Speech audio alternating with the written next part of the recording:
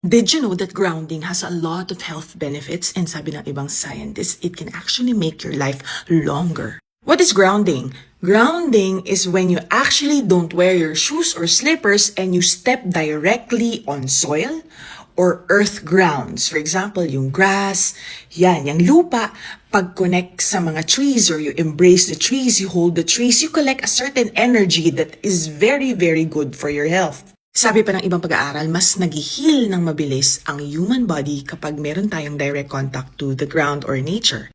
If it is believed to capture the Earth's energy, giving many health benefits to human bodies, why are we trained to wear slippers and shoes all the time? When our ancestors actually walk around barefoot, bigla ko tuloy naalala yung palabas na Avatar kung saan napaka-importante sa pamumuhay nila yung puno at affected talaga sila nung pinutol yon dahil maraming connections yon sa body nila. Kathang isip lang ba talaga ang mga palabas na ito or katotohanan na tinatago talaga sa mga tao? Pakitanong nga yung lola at lolo mo kung naniniwala sila dito.